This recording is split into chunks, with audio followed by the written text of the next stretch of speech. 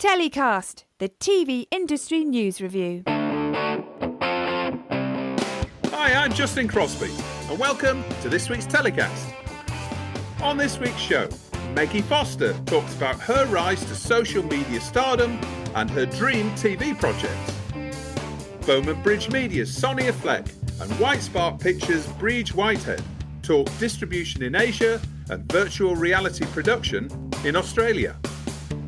And in Commissioner's Corner, we hear what Viacom CBS's Daniel Pearl is looking to commission for Channel 5. It's all coming up on this week's TellyCast. Don't forget to sign up for our new free newsletter called TellyCast Plus. It's packed with interesting TV industry stories of the week you may have missed, and exclusive insight and opinion, including the secret producer, our anonymous exec reporting from the front line of TV production. It's all completely free. Just visit our website to sign up at telecast-podcast.com. That's telecast-podcast.com. My first guests on this week's show are Sonia Fleck, CEO of Singapore's Bomanbridge Media, a leading distribution and production company that also specialises in deficit finance and co-production of premium content, and Briege Whitehead, founder and creative director at White Spark Pictures, the independent production company based in Perth, Australia. Guys, welcome to the show. Hello. Hello. Briege, you're in Perth, and Sonia, you're speaking to us from Singapore. So, Sonia, starting with you, how are things over there? Honestly, I have to admit that things are doing pretty good. We have almost no cases at all. We will go weeks without any transmission, and honestly, the majority of those are actually just coming in and getting caught at the airport. So I sort of make a joke and say that I feel like we're in the Truman Show. This is where we're all fine. Everything seems perfect. But when we try to leave the island, we're finding that we hit a wall, just because I know things are going so badly elsewhere, and we're sorry for this. Yeah. Well, I mean, you guys have been really the model of how to deal with the virus. But putting that aside, tell us a bit about Bomanbridge. Yes, happy to do so. First, thank you for, inviting me. For those that don't know about us, we've been around for 20 years. The company itself is just over 11. I've been in the industry for 20. We were originally based in Monaco, and we're focusing on content distribution. We started deficit financing and eventually moved into further IP production investment. And in 2009, we transitioned here to Singapore, and we've been based here since. This is our headquarters. In 2014, we had an investor come on board here in Singapore, Hera Capital, and we've been just growing ever since, really. The catalog is about 5,000 hours. We do definitely focus primarily our activity in Asia. However, the last 3 years, really, we've been investing, pushing in and collaborating with a lot more partners in Europe and the US. So last year we did a co-production with UK TV, Paul Goes to Hollywood. We've also we invested into a development with the UK production animation group Jellyfish Pictures, who are fabulous. They do great work. A series called Ivy and the Inklings. And, we have a slate of others as well where we've put money and we're working across borders. So we're known for Asia because, yes, we're deeply entrenched in the area, but we are working beyond. Do you travel a lot within the Asia-Pac region? Yeah, we do.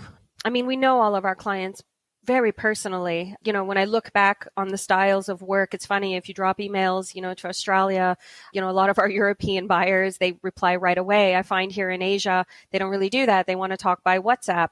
I think there is definitely a certain level of intimacy in that communication. And so obviously seeing people face to face is always going to make a difference.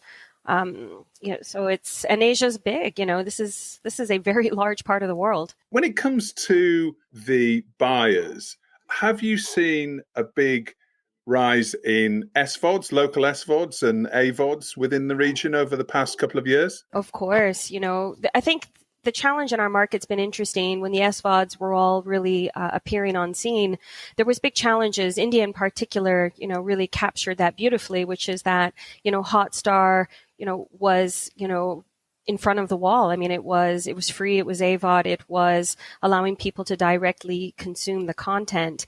I think one of the challenges that have and still is very much in Asia is at what point and how do you sort of pass that behind the wall and you start building these, subscription models, which are always only going to be attractive to a certain niche part of the market. On the other front, something that is very much of interest for us is, the fast channels. This is definitely a very, very significant area of growth, but also really with broadcasters. This is starting to represent an alternative revenue for, our linears who honestly have been struggling over the last 2 years as we've watched this really take place right in front of us. You used the term then fast channels. So that's free, ad-supported. Streaming television channels. Yeah. But, as for us as a company, we've been here for a very long time. I've been working with Asia for 20 years. We've been here in Singapore since 2009. And it's been beautiful to watch all of this happen. I remember when, at MIPCOM, when Chinese buyers were coming to markets, it tended to be the most junior person in the sales team that was dealing with this market because China was so restricted in so many ways. And, when you see how that's absolutely at the forefront, it is really beautiful to see this progression. I see you just announced a deal with Tencent in China. Yeah, we just announced yesterday. We collaborate. We're partners with Sinking Ship Entertainment in Canada. We do their distribution in all of Asia, and it's been a long road to get tween live action series up on these platforms. This is no easy thing to accomplish, but this is a highly Emmy Award winning series, and we've got plans for that show in China. So we're really, really pleased that Tencent is picking it up. So it's good. It's good. Briege, coming to you. Welcome to the show. How's things down under? Yeah, a bit of a mixed bag, actually. At the moment, as I kind of go live, I'm in Western Australia, so we've got another massive bushfire that's ravaging out of control, unfortunately. So I've kind of watched the ash fall from the sky in front of my window for most of the day. But in terms of, COVID and production, it's actually, for the most part been quite positive. Western Australia's only had its first case of COVID this week, and otherwise it's been 10 months of nothing. So we've kind of watched from the sidelines most of the year while we've been relatively business as usual. And we've seen a lot of incentives and a lot of really exciting things come out of that as an opportunity where production and certainly a lot of international productions getting made in Australia overall is really starting to take off, and certainly in the next 12 to 18 months we can expect a lot more of that. So overall, yeah, it's an interesting world we live in, that's for sure. It looks fantastic. The sun's out. You seem to be past the worst of COVID. Yeah, we are very fortunate here. As I say, it's only just been this week, and we only have a 5-day lockdown for one case of COVID that's come out. There's been no new cases since, so we all expect that on Friday, hopefully, we'll be back business as usual. And the response is really quick. I've walked my dog this morning, and every single person that you're out there walking with is all wearing the masks, and it's, taking it really seriously. So we seem to be really wrapping it on the head quite well, which means that, production then also can, for the large part, be continued. And, we're enjoying tennis, we're enjoying the cricket, we're enjoying a lot of sport, a lot of beaches. It's pretty good. Coming to White Spark Pictures, now you've got a slightly unusual business model with the fact that you've got two distinct divisions, one producing factual content for lots of international television networks like National Geographic and History Channel, Discovery, Netflix, etc. But you've also got another one which is harnessing latest technology and VR, immersive and interactive films on a commercial level. Tell us a bit about that. We've been enjoying a two-pronged approach for quite some time now.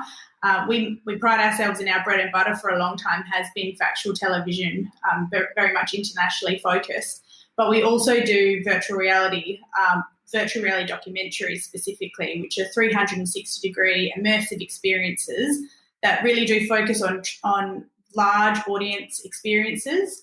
shared audience experiences and taking them to places that they wouldn't normally get the opportunity to go to and interact with content in a really unique way. You've produced the film called The Antarctica Experience, which looks fantastic. I've always wondered, how do you make money producing VR films? So I think it's still a growing business model, and it's one that we consider that we've cracked.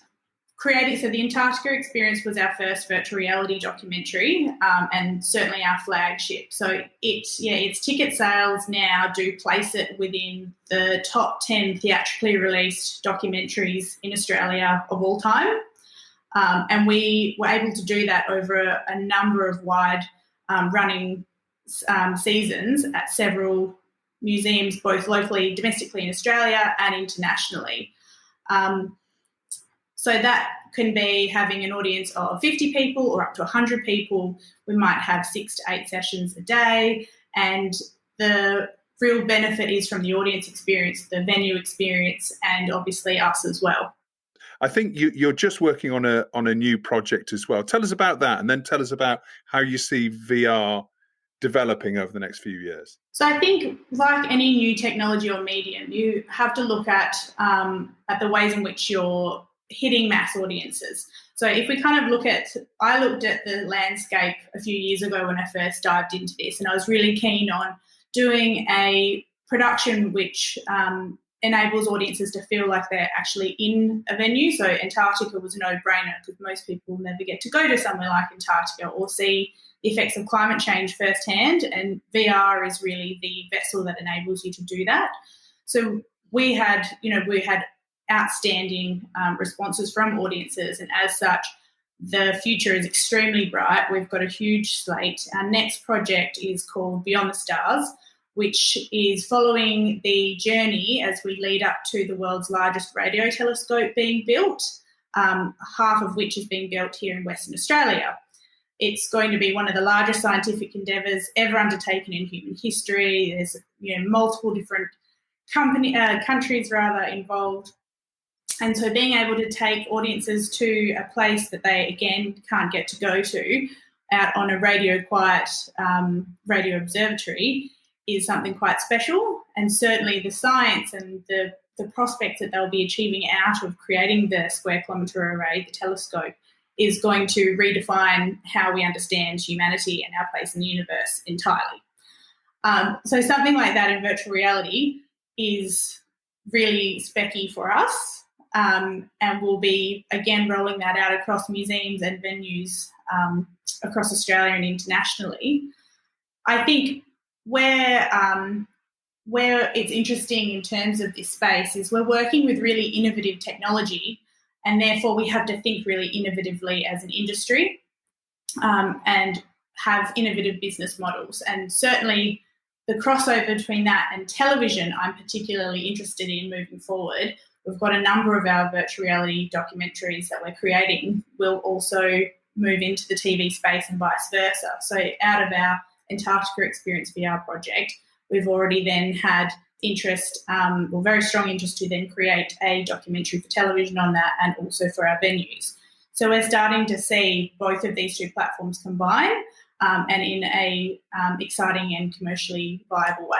COVID, like many things when it comes to technology and content, has really accelerated, obviously, take-up of AVOD and SVOD, etc. Do you see COVID having the same effect when it comes to virtual reality? Definitely. A lot of homes do now have a VR headset, still not where people were expecting it to be, which is also why our business model isn't focusing on hitting people's homes necessarily quickly. I always use the example, cinema evolved over, several decades. It used to be something that everyone would go to as, for their date night, take their family. Now we have home cinemas and content that matches it. So we can't expect VR to evolve as quickly overnight, and creating experiences for audiences where they can go with their family and have something unique and different. That's something we're looking into with a number of cinemas now as cinemas look at different ways to bring audiences back on the other side of COVID. Similarly, the ability to social distance and still have a shared experience with an audience is quite rare, but VR is the perfect solution to that. So there's a lot of opportunity coming on the other side of COVID. Do, for example, Oculus Rift, do they commission VR films and content? Yeah, so there is the largest challenge for a lot of our industry is there's not necessarily great synergy between distribution, raising finance and audience. And that's where we feel like we've really cracked a good place, because going to the Oculuses of the world aren't necessarily going to give you your budget. So instead, it's more looking at opportunities of how can we bring VR to audiences in a way that's going to be really unique and have them keep returning. One of the ways in which we've looked to solve this challenge is we've actually invested in technology ourselves. So we developed our own way of synchronizing hundreds of VR headsets to theatrical 7.1 surround sound, and doing that en masse, so that you're not just sitting in a room with your VR goggles and VR headphones and can't speak to the person next to you. You're actually getting a cinematic experience where everyone gets to still share the sound and the vision together. You're sitting next to you might have a 5-year-old great-grandson with his 95-year-old great-granddad who's in a wheelchair, and they both get to go to Antarctica together. And that's really special, and that's what's resonating with audiences. Congratulations on that access to the telescope project. I'm going to watch that with real interest. It sounds like a fascinating project. Sonia, coming back to you. So talking about, trends and how we're looking towards the future, looking at APAC specifically, what do you think the outlook is for content demand in 2021, and what sort of trends do you expect to see emerge this year in terms of what buyers are looking for? For us, the question of content demand is going to be separated into different categories. I think the foreign content demand is still going to be seeing a strong appetite, simply because COVID is pushing that. We have so many online platforms that are launching and that are looking to take advantage of all of our online viewers, everyone at home. But second to that, I would say that with the OTTs expanding here, we're going to start seeing further and further local storytelling. And, this is part of the reason why I dedicated myself to Asia many years ago, when I fell in love with the market and chose this as a career.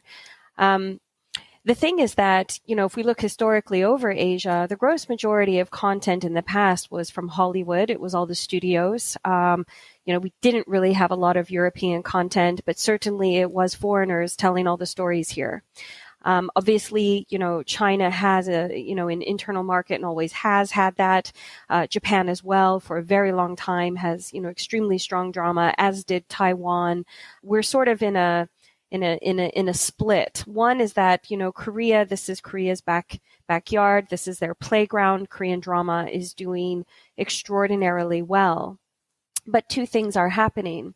One is that the OTT platforms are becoming more and more propriety and ownership oriented in regards to the IP. So, for example, this last week, CJ Media, which is one of the major Korean drama producers, along with JTBC, which is another, Korean platform media group, they have actually just announced that they're tying up for an OTT service called TV. And, last week they announced that, okay, this is going to be a big problem for a lot of the other online platforms in the region, because pulling these together and really unifying that means that they would be taking that off of platforms, for example, Netflix and others, View, who are all, really benefiting from the Korean drama that's on the platform. And so with that happening, it's going to siphon off, some of this much coveted Korean drama, but that's going to start giving room for other dramas from the region, Southeast Asia. There is a lot of Indonesian local content being made, and we're also starting to see a rise in Thai drama. And so I expect for us, we're really going to see an explosion of all of this fabulous script, which is going to strengthen our own market here in Asia. And in addition to that, it's going to offer a wealth of remake rights and formats and inspiration for markets around the world, including, of course, Europe and the US. I think we're going to be restricted in our travel, certainly long haul travel for the foreseeable future. Presumably, there's going to be a lot more local production when it comes to co-production partners internationally. So that'll only serve to strengthen the local markets in terms of content that they're producing for international broadcasters and producers, but also creating content for their own domestic markets. Yeah, it is the case. I mean, in some ways, we're still able to perhaps produce a little bit better than, especially across Europe and US right now, which is just struggling so much. So yes, I mean, but this said, I mean, it's not, that everything is perfect here. I mean, we actually were setting up a production with a celebrity chef here in Singapore that we were going to be doing across Singapore to Japan. Well, Japan just declared a state of emergency, and Janice Wong, the person in question that we would be filming with, we are going to have to revisit and rewrite, I think, probably. So we are also, like everyone else in the world, still trying to avoid landmines and figure this out. But in the meantime, the development is very much happening, and I do think that we are moving a little bit more consistently and in a fluid manner versus maybe other parts of the world. A question for you both. Coming to you first, Briege. How have you found 2020 without markets? Has working in this way changed the geographic nature of who's buying your content? How's it affected your business not being able to meet people physically? Yeah, for the most part, it's actually been okay.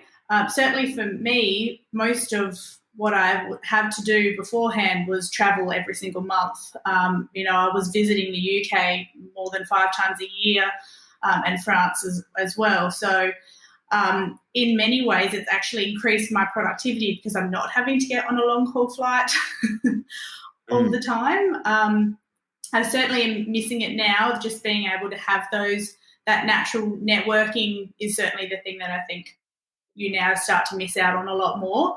But at the same time, I've strengthened so many more relationships and had a chance to really develop relationships because you have more time. And how about you, Sonia? I mean, you have a presence at not only the Asian Pacific markets, but also internationally as well. How's it affected who's buying your content and what kind of content? I mean, our numbers went up. So I think, from a sales perspective, I think we got really quite surgical quite quickly. I mean, we saw this coming before Europe and the US. I remember being at Kidscreen in Miami where a lot of people really weren't thinking about it at all. And I was already on the phone prepping contingency plans with the team back here in Singapore.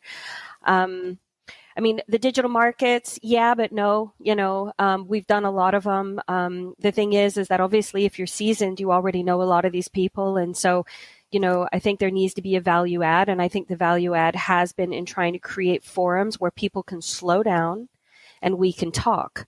I think one of the things, from my own personal perspective, which I really did take a stop and reflect upon, just being the CEO, being an entrepreneur, take a moment, take a look at the big picture, is we do need to be listening to each other more and we need to be learning more. And I think a lot of the panels, these forums, what you're doing, Justin, these discussions, I think now has been a good time for that. I think the information exchange has improved because, like Briege said, we're not just running from airport to airport and deadline to deadline. And, for us, it has been good. We've done more research. We've found a lot of really talented people that we are now collaborating with.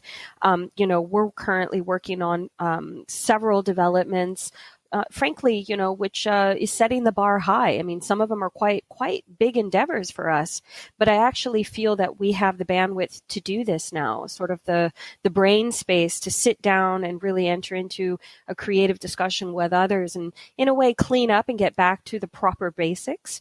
And so from that perspective, I think it's been great. I would totally agree with that. Just to add to your point as well is that, so much of your time at markets is often spent going from meeting to meeting. So being able to genuinely listen to what everyone is saying and having really great insight into what all of the industry is doing has never been easier in that sense. As an onlooker, when it comes to markets and seeing a lot of people going from doing the half-hour meeting thing, doing 100 meetings, doing 150 meetings over a few days. I mean, obviously, amazing opportunity to meet that many people in that short space of time. But overall, everybody flying everywhere as well. It did feel like maybe we can look back now and it's like maybe things were overheating a little bit. Maybe we were all, running too fast and maybe perhaps couldn't see the wood for the trees. And this opportunity is what you're saying is perhaps giving us more pause for thought and to be more thoughtful and strategic and develop our businesses and our content slightly more carefully and look at things, which could lead to, much stronger businesses and better content going forward. Yes. And just to add to that, because I think that this discussion is quite qualitative in nature. It's not just about, the growth stats of all of our SVOD and AVOD, players. I mean, what I've also observed directly is just the level of cooperation. I think that that's opening back up. In my position as a distributor, you love them, you hate them. Distributors take a margin, they take content, they sell it around the world because they have a massive network. Let's be clear, distribution does have a certain amount of overhead, which is also due to the amount of markets where we have to have gigantic stands with fancy coffee machines and beautiful plants and beautiful people. And all of that, it's sort of keeping up with the market Joneses in a way. You're just, you're constantly building this presence while perhaps not having the presence of mind. And, we reached out to a lot of very talented people in the industry that we've not worked with before, large companies, small companies, amazing, career, mavericks who've stepped out on their own and are setting up new companies because they're completely out of the box at the moment. And, what I realized is we can't fix this problem, so to speak, in regards to COVID, in a day. This is something that is a global issue, which we need definitely to work together on. But what we can do is try to transform this and turn this into a source of new possibilities. We cannot be complacent. We've got to stop just focusing on the cracks. We really need to look at the architecture as a whole. And I think, within the industry now, I've really found that what deteriorated is, giving way for new growth. And I do believe, our linear terrestrials and our pay broadcasters who are struggling, they're losing ad revenues. They too are, opening up. They're starting to look at quite innovative ways to, capture back some of this lost revenue, developingly different with partners. And us as a distributor, we can play a role, which is that we don't just take content to sell. We can also invest into content. And there are wonderful projects out there where in the past, it was a tougher line to get in. We have the money, we're ready to push through, but it's a crowded room. I think right now, a lot of people were overstretched. I think, I don't know if you guys have ever heard the expression from quite a well-known gentleman, Andy Grove. He was the Intel CEO. He said bad companies, they're destroyed by crisis. And, good companies are going to survive, but the great companies are the ones that will improve upon them. And I think that we really need to think about that right now.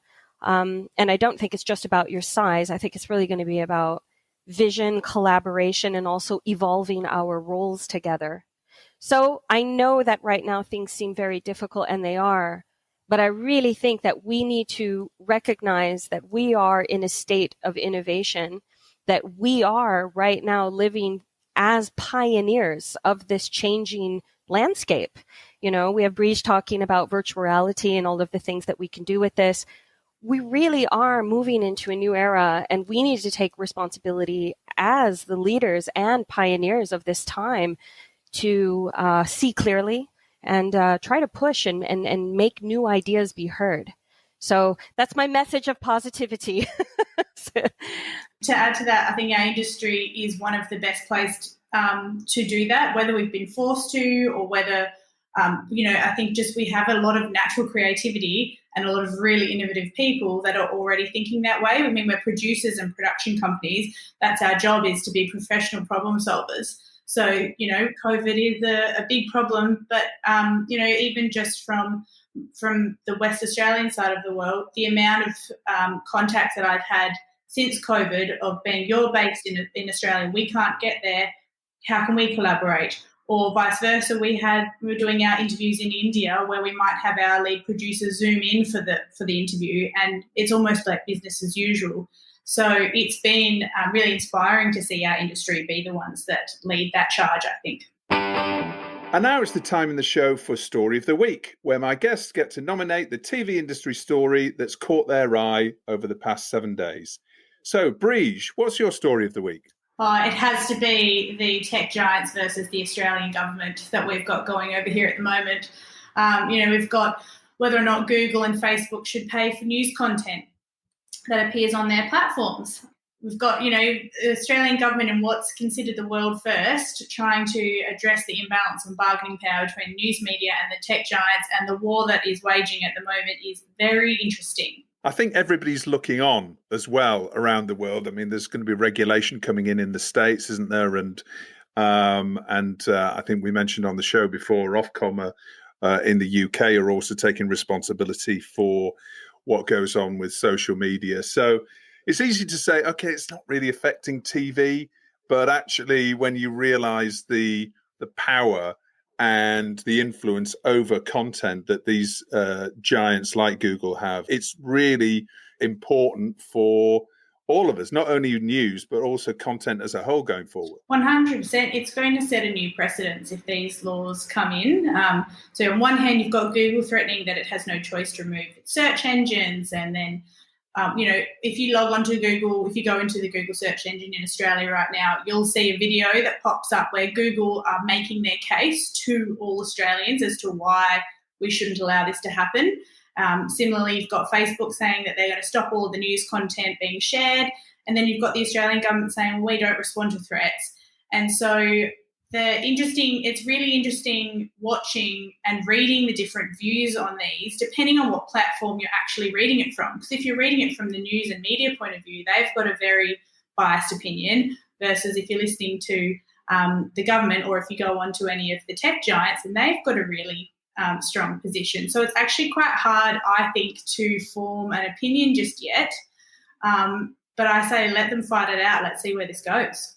We've seen what happens when, right or left-wing media become very, very powerful, like we've seen in the States, and what that can lead to when it comes to politicians or anybody that's that's championed by these more extreme news organizations. And we're going to see more of that within TV as well, with a couple of news channels launching in the UK soon. So it's a fascinating area, and we'll be looking on and hoping that the Australian government can create a sensible precedent for the rest of the world. Absolutely. We'll see what happens. They're definitely taking them to task.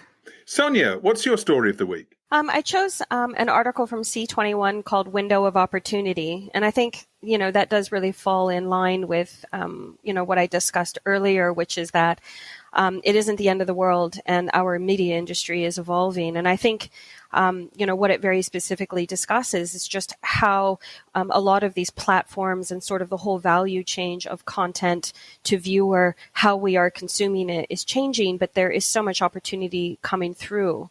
As I mentioned earlier, it discusses a lot about fast channels, as I said, free ad supported streaming television.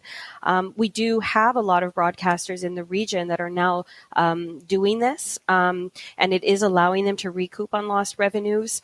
It's also allowing for fewer viewership, and it's also allowing just a wider variety of content to get onto these platforms, which is really, it's giving producers work. It's also going to be allowing distributors to exercise rights. It's giving the broadcasters deeper reach. That's going to offer a variation from the SVOD platforms, which, let's all agree, are putting the gross majority of their money into their drama.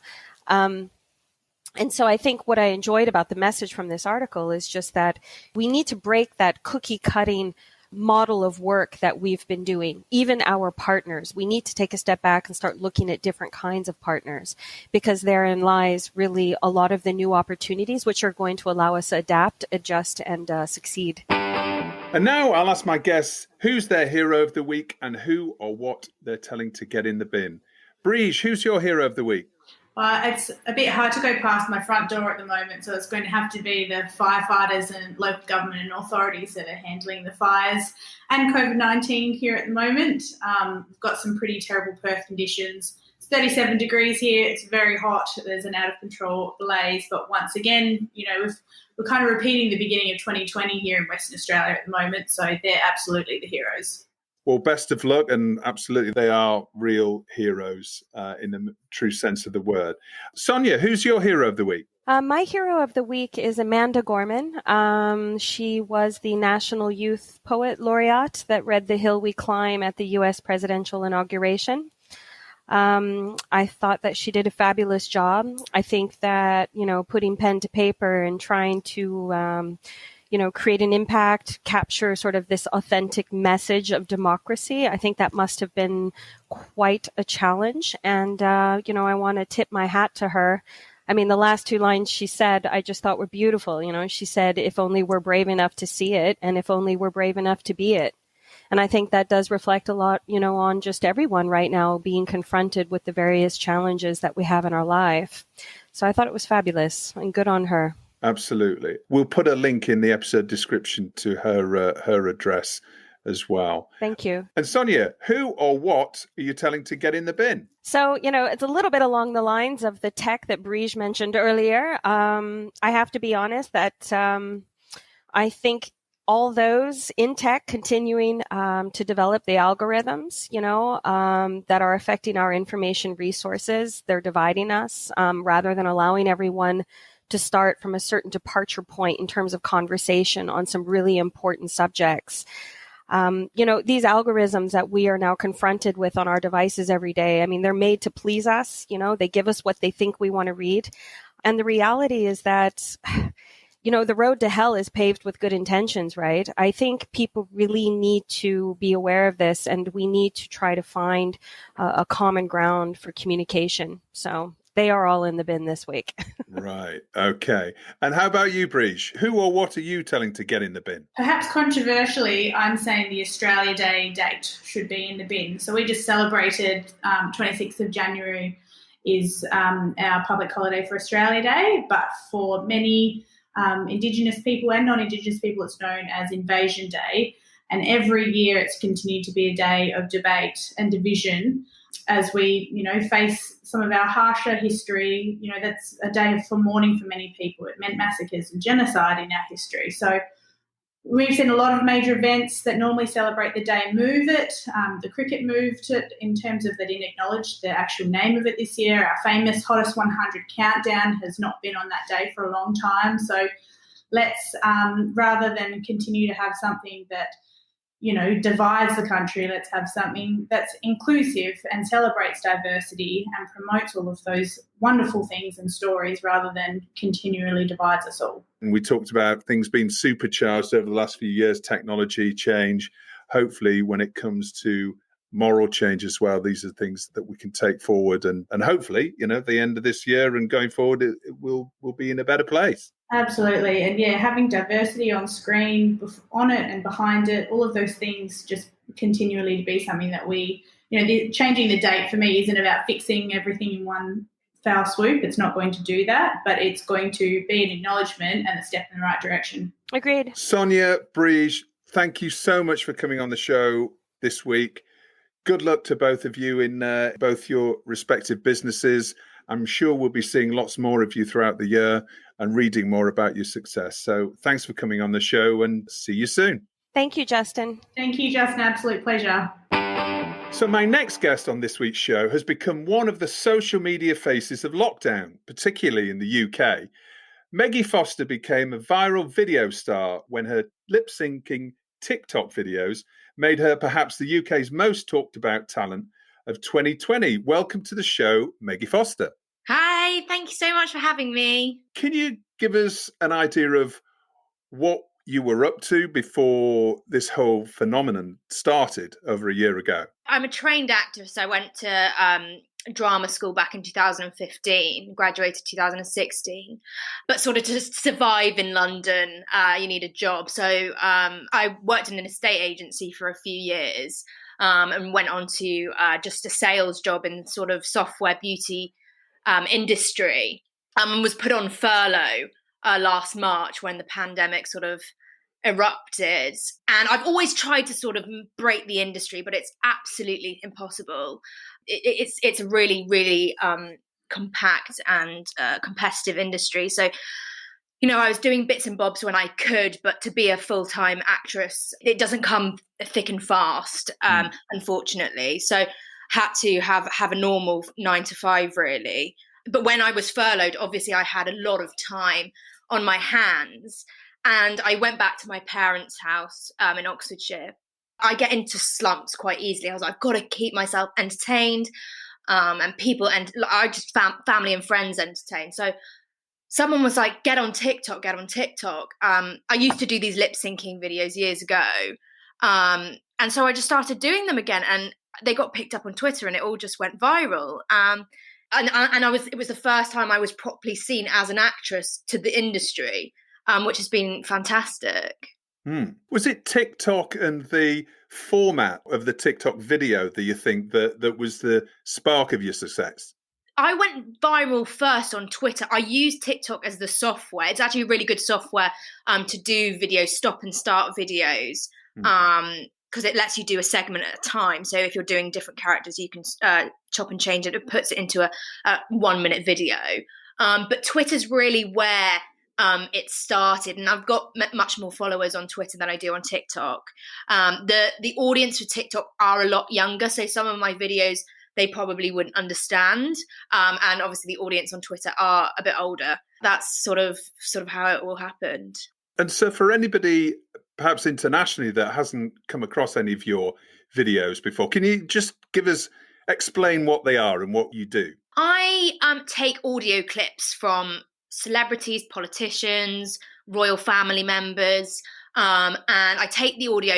I could sometimes I cut them up to make conversations between different people, but I take the audio and I lip sync over them and take them out of context and put them into a completely different context. It's a type of verbatim theatre, I suppose, which is basically taking real live words and making a different scenario out of them. And the lip syncing works quite well because you can recognise the voices of these people quite noticeably. You must listen to an enormous amount of political programming. The politicians have been, I suppose, some of the most shared clips that you've done, the political sketches.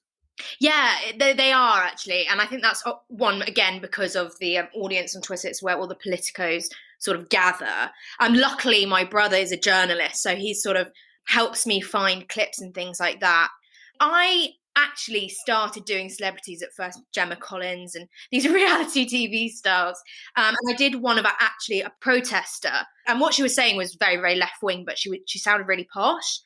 So I thought it was actually the juxtaposition between that was quite amusing. So I just made her really posh and a gold-rimmed goblet she's drinking out of. And that's the one that like sort of sparked my attention, that was getting a lot of hits. And that's when I realised the politics ones are actually really funny. And I think they're funnier because they're not supposed to be funny. What they're saying is completely serious. But when you take it into, I don't know, Priti Patel drinking from a bottle, it makes it funny. And I think that's what people like about it. It's not me reenacting a funny clip. It's me reenacting a non-funny clip and making it funny. You've created this phenomenon just purely by, I presume, you and your phone, and your props are, your clothes and maybe borrowed family clothes, maybe. I'm thinking about the Boris Johnson suit, which is a bit big. That's what it is, isn't it? I mean, it's pure creativity. Do you edit it on iPhone, or how do you put a clip together? I started actually just using TikTok. And like you said, it's so minimalistic. It's literally my iPhone, TikTok, and a ring light, which just makes everything look a bit more sharp. Because actually, what is really annoying is TikTok does put it out of sync quite easily. So to resync it up, I sometimes use Final Cut Pro just to edit it in. So it's perfect lip syncing. When you press go on TikTok, when you finished, it annoyingly does put it out of sync, but I've sort of managed to salvage that a bit.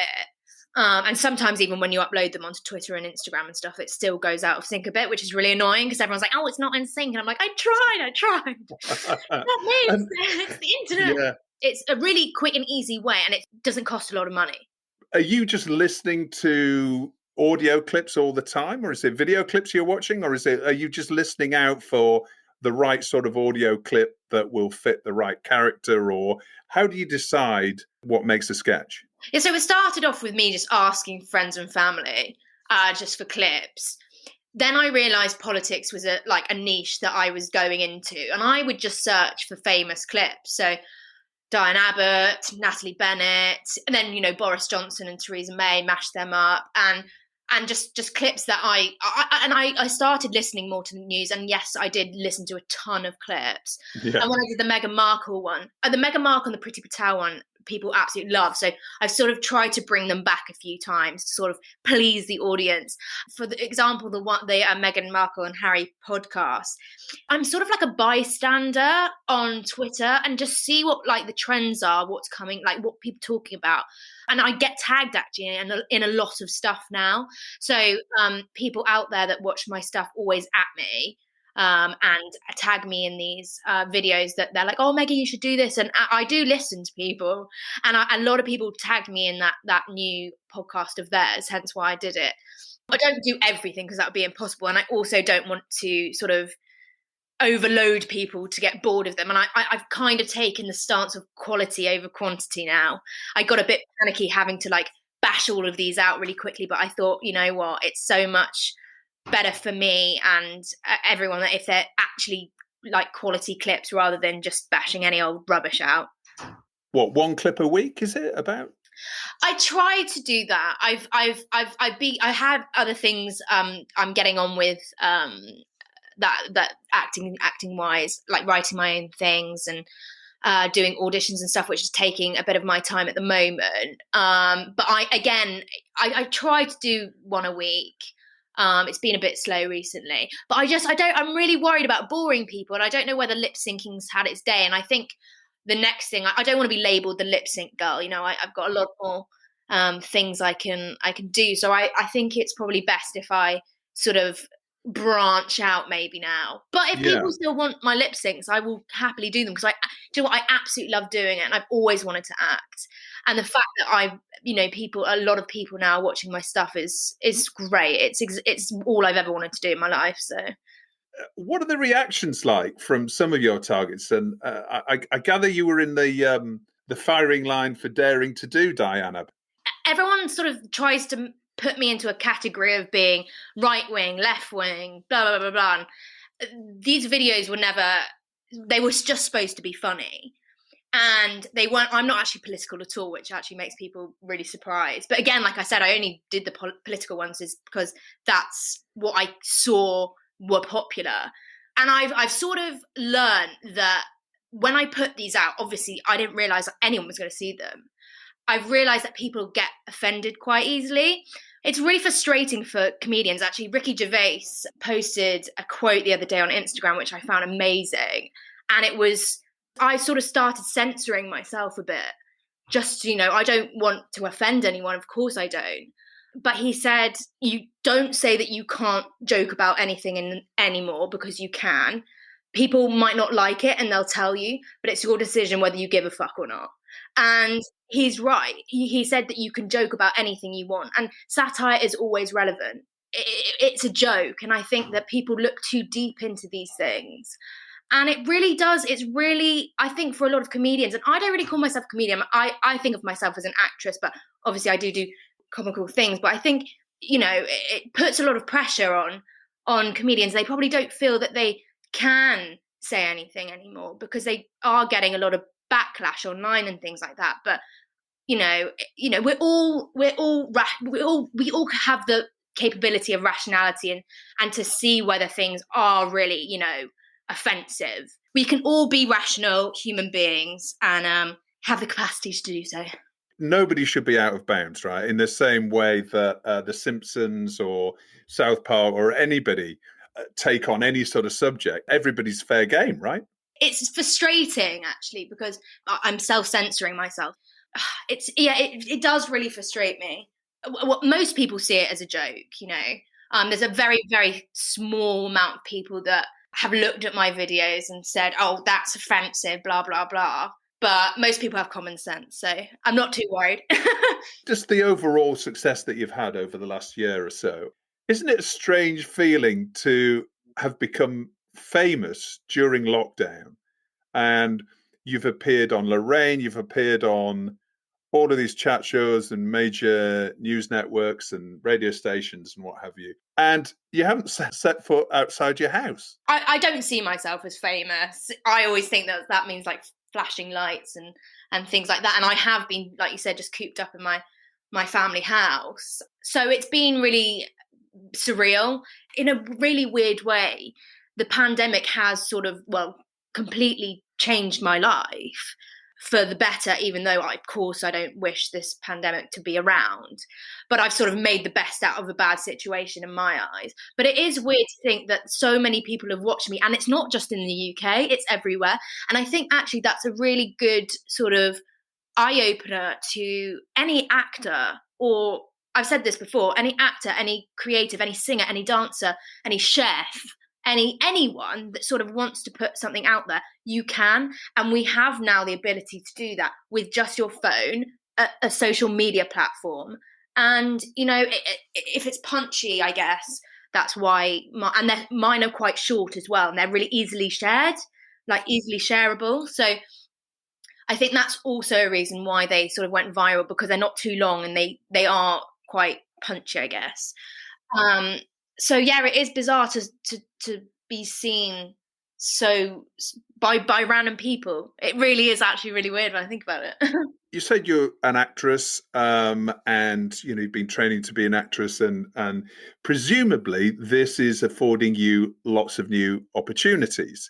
Can you give us a bit of an idea of what ambitions you have, if any, in TV? I mean, obviously, some social media stars like PewDiePie or some of these other stars they kind of don't need TV in the sense, because they've got their own channels and they've got success in their own niche, and TV may bring additional restrictions that they're not really interested in taking part in. But however, for you, you're an actress. Presumably, you'd be keen to develop more TV projects. Can you give us an idea of what you might be planning for the future? I've got an agent now out of lockdown. My agent Dawn, she is so amazing. I love her, and she's so reputable in the industry. So she really is helping me and pushing me out to the right people. I love comedy, of course I do. I'm not a stand-up comedian as such, but I love sketch shows. I love sitcoms. I also love straight acting. I love theatre. I love, normal TV, film and stuff like that. So in that sense, I don't feel that I don't really feel like I have the option to sort of be like, oh, I'm going to do this and that and the other, because, you know, I need to sort of prove myself a bit more before I start going, oh, I'm not doing this, I'm not doing that. In the grand scheme of things, I would love to have my own show, a sort of sitcom-y sort of thing. And I'm writing a few sketches at the moment where I'm sort of beginning to see some real characters appear that I think that will work perfectly in a sort of sitcom-y series, like not a film, but a sort of a series, a TV series sort of thing, which I'm writing up at the moment. I'm not going to say too much because I don't want anyone to steal my ideas. Well, I'll send to my agent, and obviously she'll sort of hopefully send them out to production companies to see whether they think it's good. But and also these sketches that I was talking about are being sent to some channels at the moment to see whether they want to commission them. So hopefully in the not too far future, I'll be not just on TikTok or Twitter. I'll be on other sort of big UK channels. So we'll wait and see. I think you'd be fantastic hosting like a documentary on social media, actually, and social media influences and all that sort of thing. I think you'd be fantastic doing something like that. Well, you say that my mum keeps saying to me, you should do presenting, blah, blah, blah. And that I've always wanted to be a presenter when I was younger. I always loved I used to do it at home. I used to do a variety show and be the host to my parents at Christmas sort of thing. And I would love to. And I think that actually, you said social media and stuff like that, because I'm sort of in the generation now of social media and influencers, and that I will say I have written a sketch based on an influencer, which I don't know whether it will come out or not, but I think there's something in that because they are everywhere and I would love it. I mean, not to take the mick out of them because I'm sure they're quite nice people, but the whole social media world is quite funny and I'd love to present something. So if anybody's got a series coming out, I'm your host. I'm here. I'm ready to go. Well, there's lots of producers out there. I'm sure that they'd jump at the idea of working with you. So, Meggie, thank you so much for coming on. Really appreciate your time. We're going to put some links to some of your greatest hits up on the episode description. We look forward to seeing you on TV very soon, I'm sure. Thank you so much for having me. It's been great. Thank you. And now it's time in the show for Commissioner's Corner. This week, I'm delighted to be joined by Daniel Pearl, commissioning editor at Viacom CBS. Daniel has over 20 years' experience of making and commissioning high-profile factual TV. He was previously at Channel 4, where he edited Dispatches, commissioned Channel 4 News, and originated the Emmy Award-winning Leaving Neverland documentary. Before that, he was at the BBC as deputy editor on Panorama, the 10 o'clock news, and Newsnight. Today, Daniel's responsible for a broad range of factual and non-fiction series on Channel 5 and has commissioned over 300 hours of peak time hit shows, including more than 25 new series, such as the channel's highest ever rating factual show, Our Yorkshire Farm, Elephant Hospital, Weekend Breaks with Greg Wallace, the world's most scenic railway journeys, and many more. Daniel originated and commissioned global hit Thomas Markle My Story, along with over 30 royal documentaries. His slate also covers a number of popular returners, such as Nightmare Tenants. Daniel also originated and oversees the highly successful Jeremy Vine Daily Show and the award-winning 5 News. Welcome to the show, Daniel. Thank you, Justin. Thank you so much for inviting me on. What strikes me immediately is the breadth of your commissioning role at Channel 5. Can you take us through how you work on a day-to-day basis across all of those areas?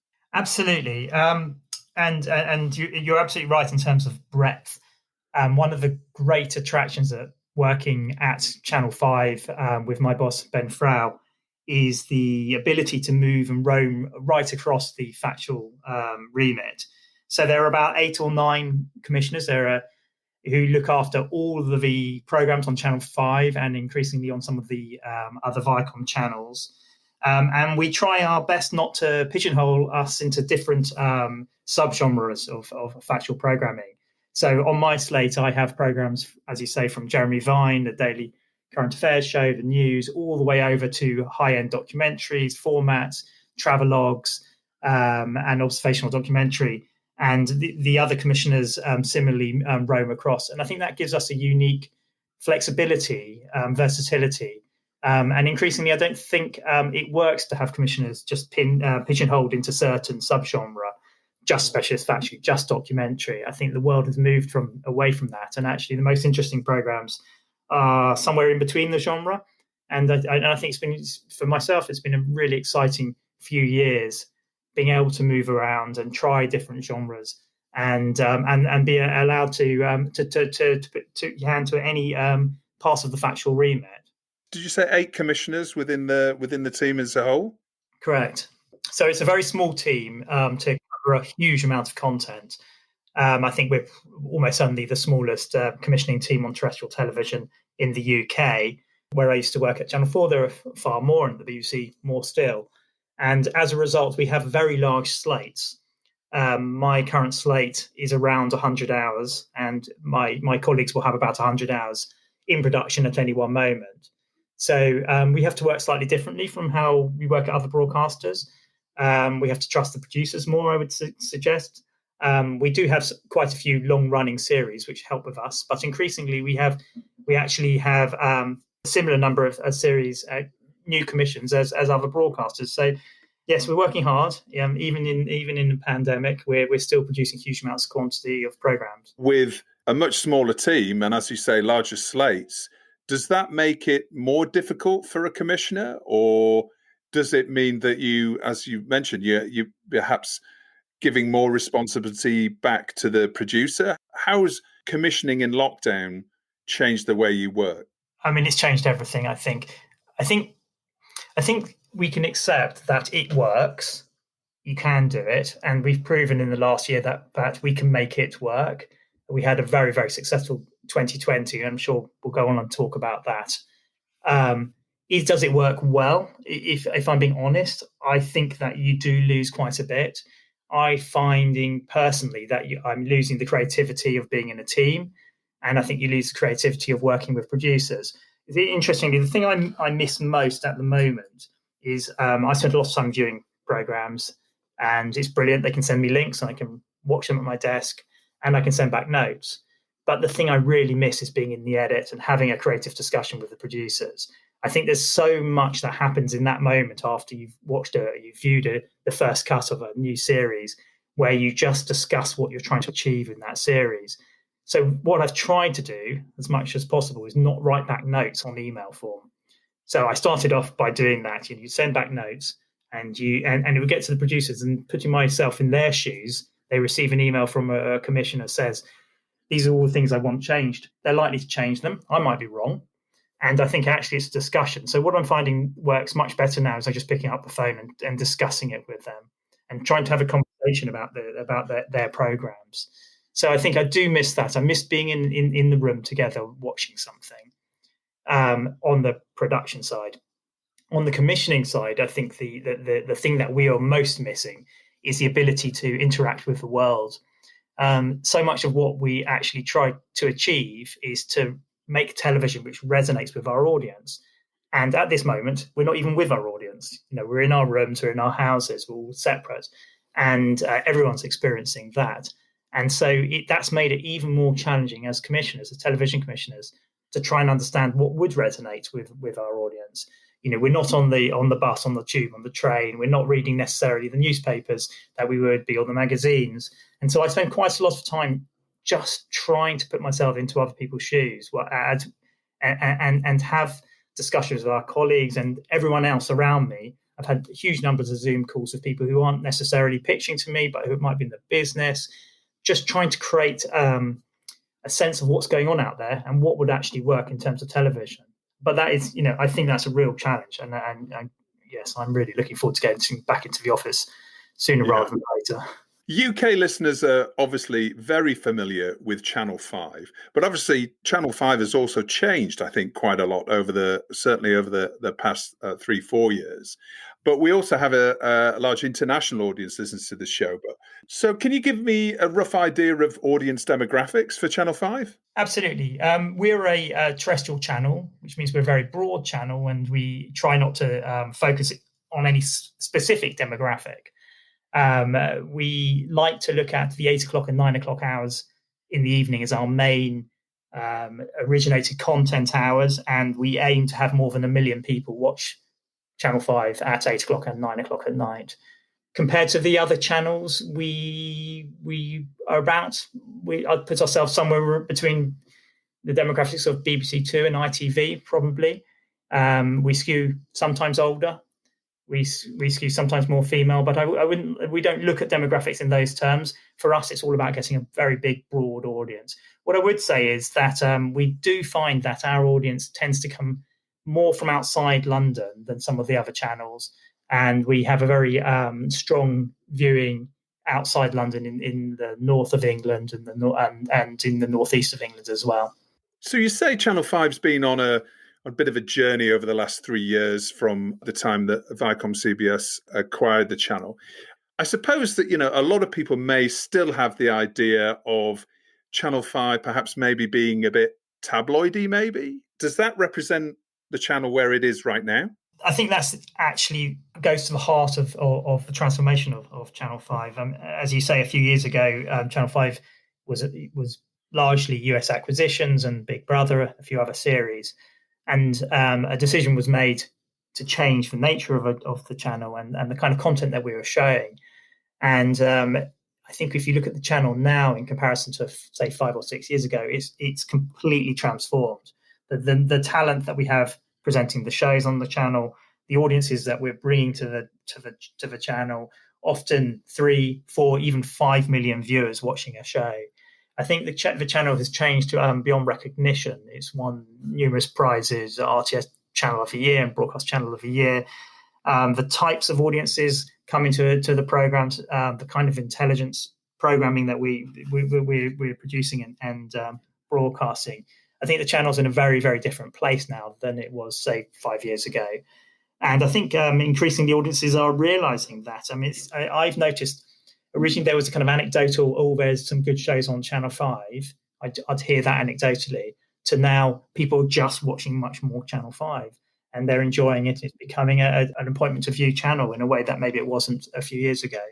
And I think that's largely driven by the content that we're producing.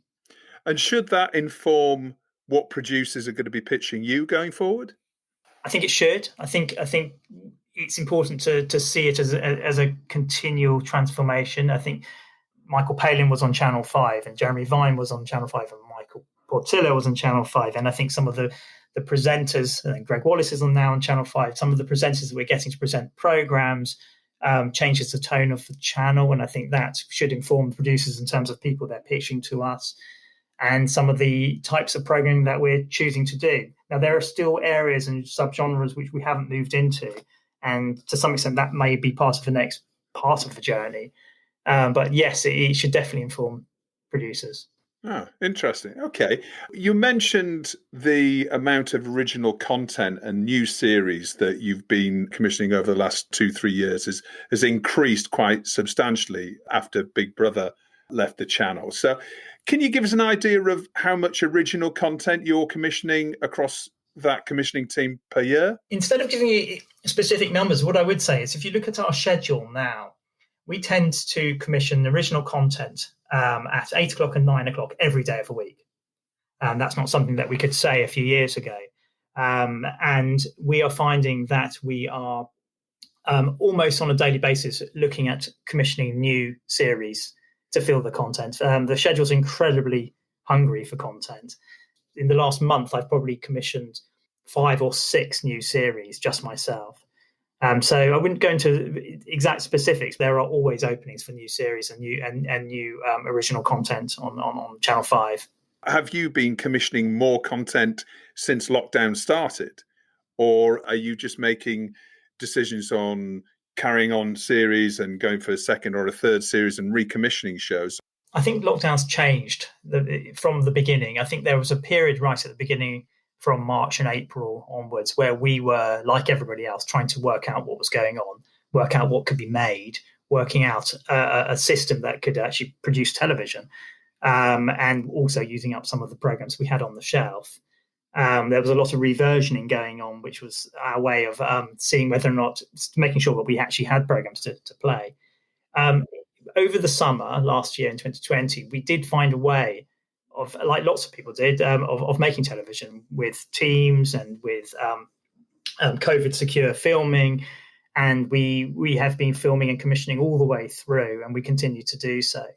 I think the big change in some ways has been less about what we can make and more about trying to understand what the audience wants.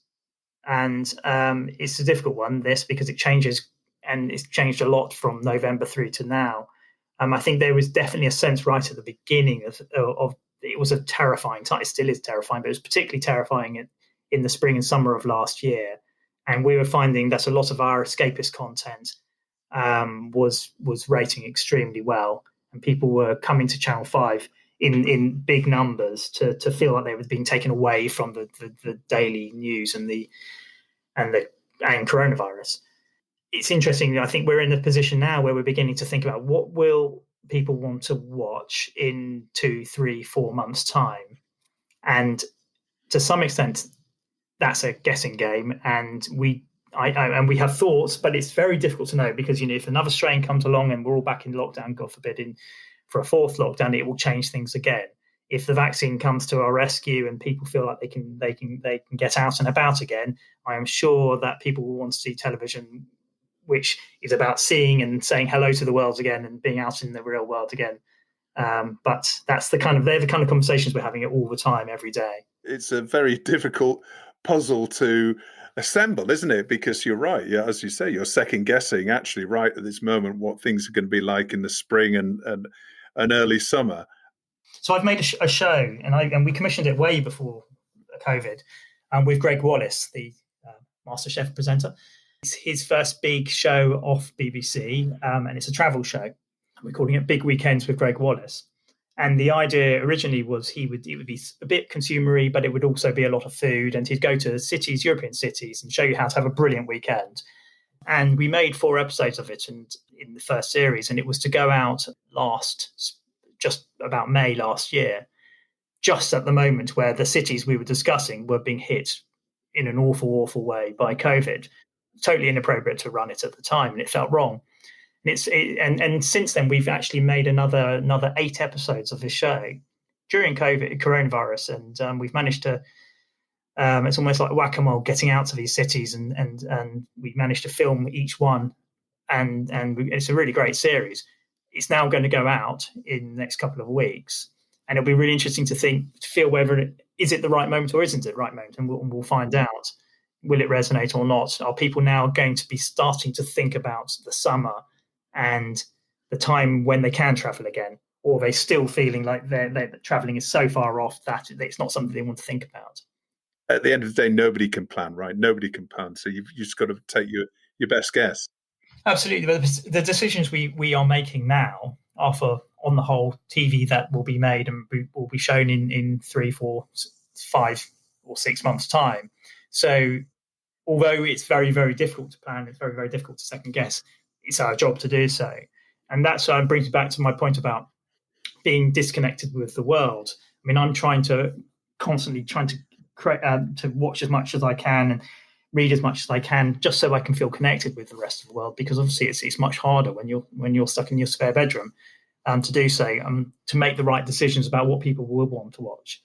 And we can see what people are watching at the moment. We can see what kind of shows they've come to, and we are continuing to make those kind of programs.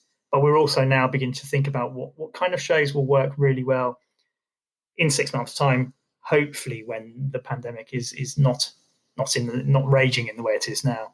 Essentially, your recommendation for producers pitching ideas to Channel 5 should be that, think about how we're going to be in 6 months' time, assuming that the pandemic is starting to ebb away and we're emerging into a post-COVID world. Am I right in saying that, or is it still COVID issues that you're interested in exploring? Well, actually, we took a decision some time ago, right at the beginning of the pandemic, to on the whole, not touch on COVID. We felt that we were dealing with that in Jeremy Vine, the Current Affairs show, and on the news. The other channels were also dealing with it with documentaries. There's enough content out there, and that we felt that we would provide an alternative.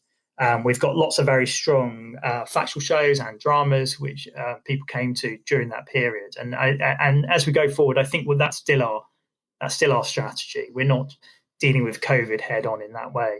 In the end, all we're looking for are shows which will rate, shows which will do well for us. My advice would be to look at what we're making, not simply to pitch what we already have, because we already have it, but to look at the gaps in our schedule, the places where we maybe not be doing so well, or where you could see an opportunity, and then to pitch to me ideas and propositions which I can sell on to my boss, to Ben, something tangible in those spaces. In particular, I'm always at the moment looking at talent. I think talent cuts through at the moment in a way it's very, very useful for us. Some access, lots of accesses have disappeared because of the pandemic, so they're rarer. And we're also looking at formats as well. Now, we've devoted a bit of time on TellyCast over the last few weeks to looking at trends within Unscripted in 2021, particularly on our Real Screen special show a couple of weeks ago.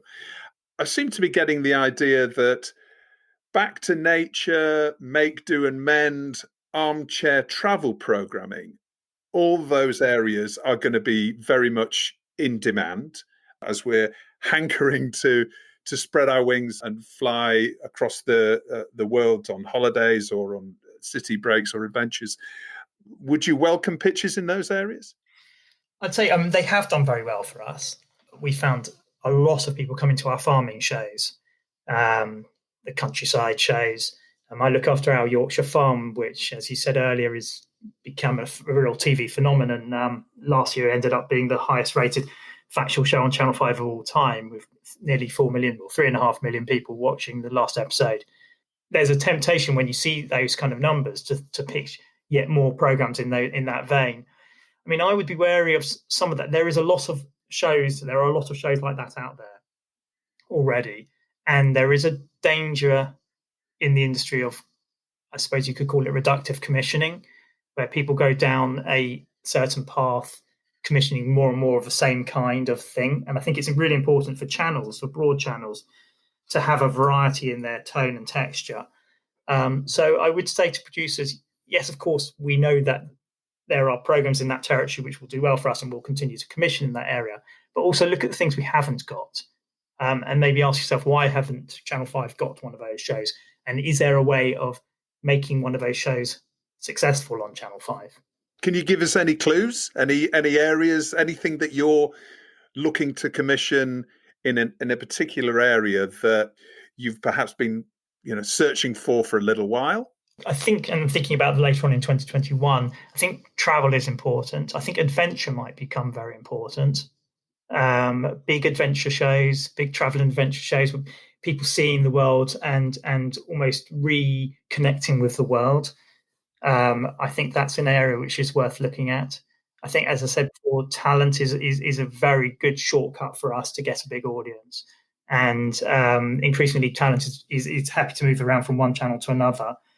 There are other areas as well, but I think we can see what's successful on other channels and in other countries, and all producers can look at our schedules and ask themselves the question: why haven't Channel 5 got one of those shows?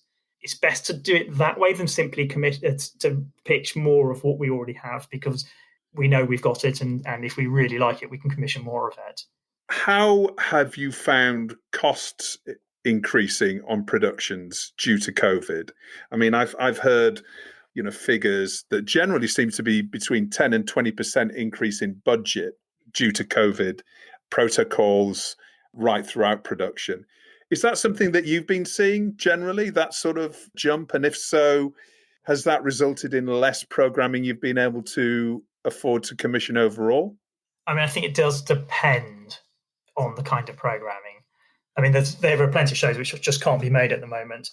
Some shows which we can make, which actually don't cost more, even some shows which have ended up being cheaper.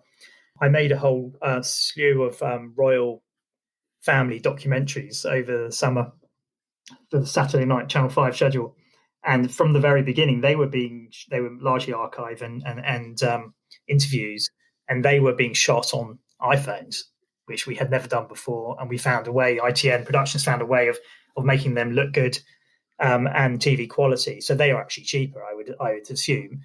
Yes, of course, there are extra layers, especially for any kind of observational documentary. I'm working on a format at the moment, and going through the COVID protocols for filming is difficult, and the producers are putting huge amounts of time and effort in making them work.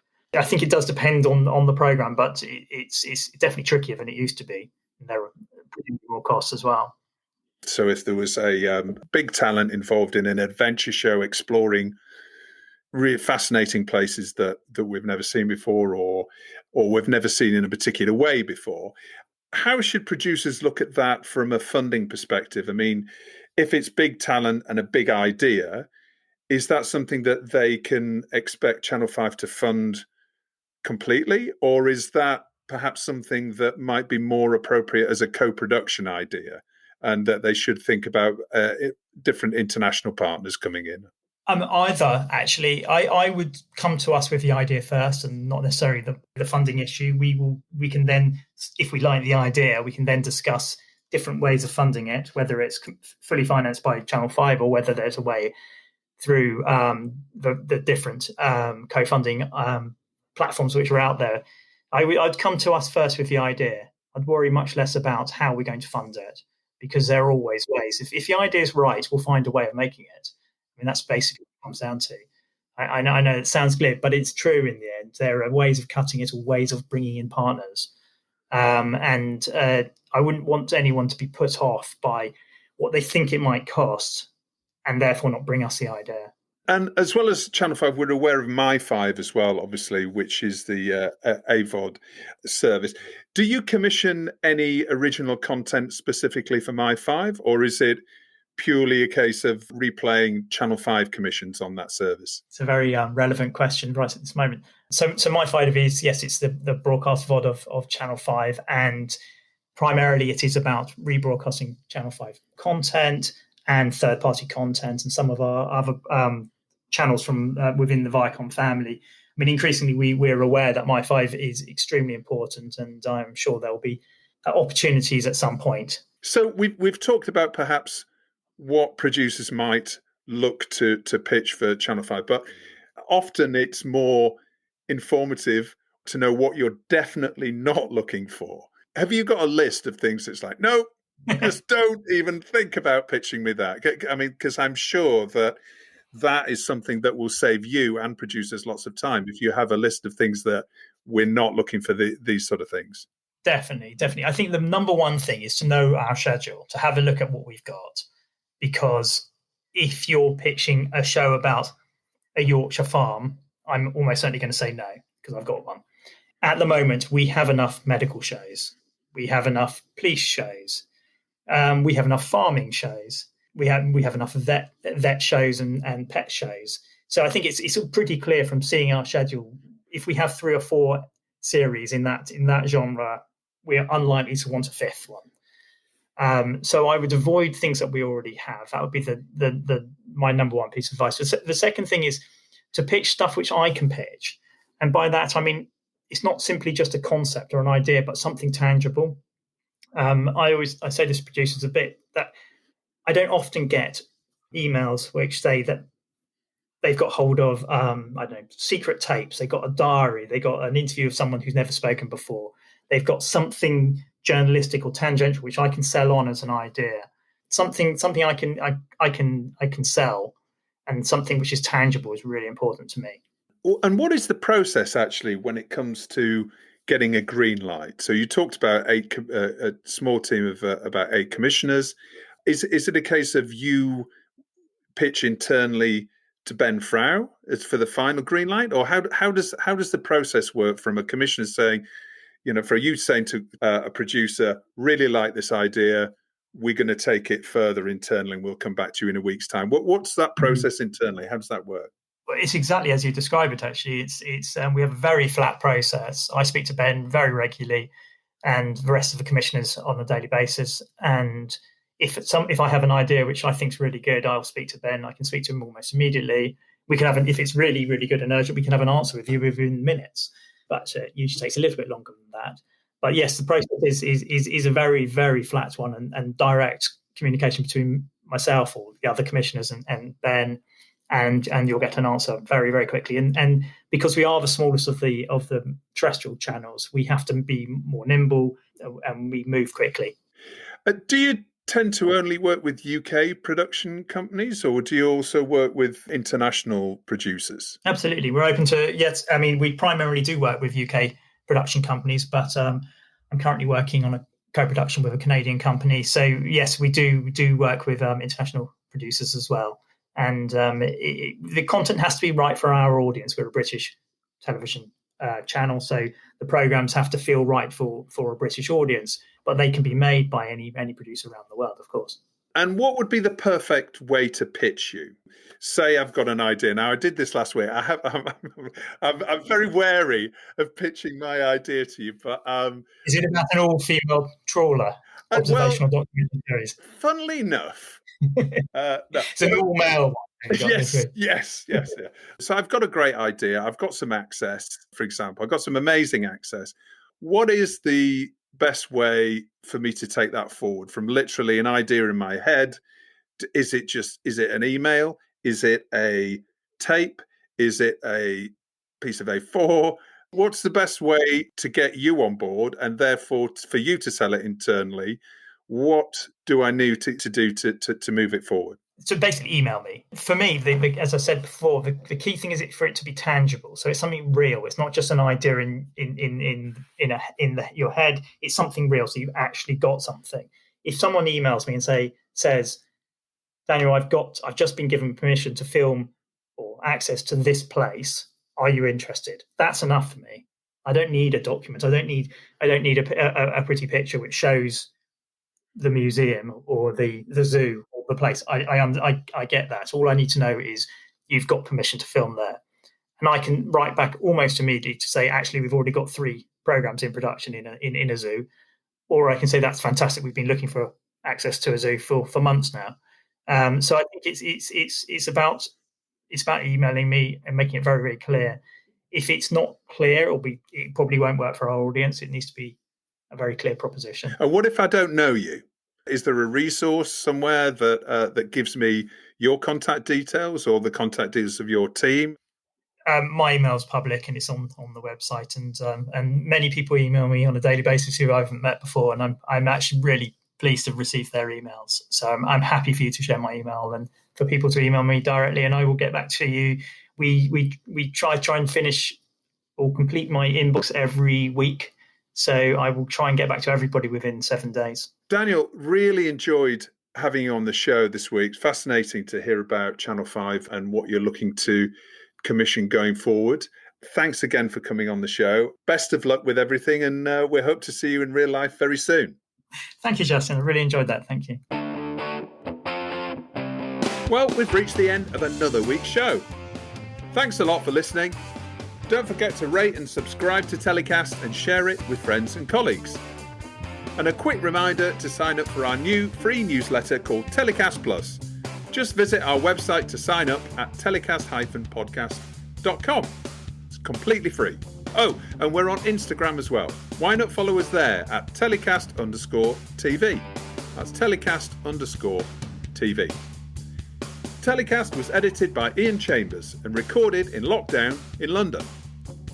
Until next Thursday, as always, stay safe.